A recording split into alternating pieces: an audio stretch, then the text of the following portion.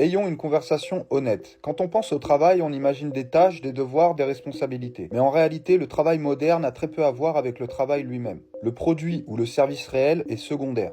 La véritable fonction de la plupart des emplois aujourd'hui est simple: conditionner ta soumission. Chaque fois que tu rentres dans ce bâtiment, tu rentres dans un espace rituel. Un espace qui n'a pas été conçu pour valoriser tes talents, mais pour démanteler lentement ta dignité. La plupart des gens pensent qu'ils sont payés pour leurs compétences. Mais en réalité, la vérité est plus profonde. Tu es payé pour ton obéissance. Tu es payé pour ta soumission. C'est ça le contrat tacite. Oui, ton travail est utile, mais ta conformité est sacrée. Et dans cette atmosphère dystopique, on attend de toi que tu ritualises ta propre humiliation. La manière de t'habiller, les salutations scriptées, l'enthousiasme forcé, tout cela sert un seul objectif: te rappeler qui détient le pouvoir. Parce que le système ne se contente pas d'exploiter ton temps, il veut ton énergie. Il veut ton sourire, il veut ton esprit de gratitude, même pendant qu'il te dévore. Et les managers, les patrons, les superviseurs, ils ne sont pas à l'origine de ce rituel, mais ils en sont les prêtres les plus loyaux. Ils ont été formés à valoriser la performance plutôt que les principes, les profits plutôt que la personne, et à faire respecter ces rituels avec une cruauté détachée, presque calme. Ils font ça avec un calme troublant, et pourtant une cruauté réelle.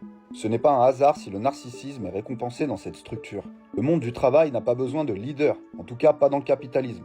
Dans le capitalisme, le travail a besoin d'exécutants de la conformité. Il a besoin d'individus capables de te regarder dans les yeux, de voir ton humanité et de choisir quand même de faire passer une politique d'entreprise avant ton bien-être. Mais le rituel d'humiliation va encore plus loin. Il est dans la façon dont tu es surveillé. Pas par la manière dont tu travailles, mais par la façon dont tu te conformes aux attentes comportementales. Est-ce que tu souriais assez? As-tu dit merci avec le bon ton?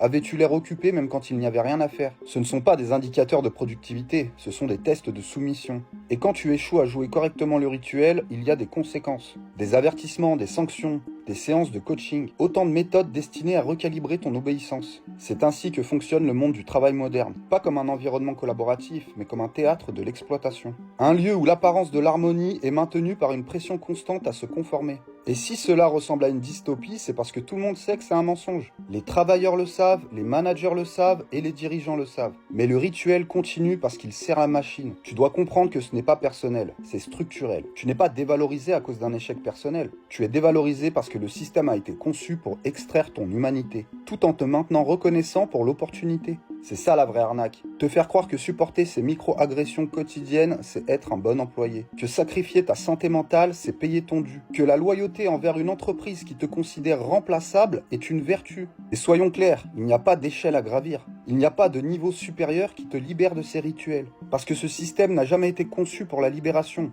Il a été conçu pour le contrôle. Alors quand tu te sens vidé après une journée de travail, ce n'est pas seulement le travail qui t'a épuisé, c'est le poids spirituel de participer à ta propre déshumanisation. Et voici la vérité qu'ils ne veulent pas que tu vois. Ton travail a de la valeur, mais ce qu'ils convoitent réellement, c'est ta volonté de te soumettre.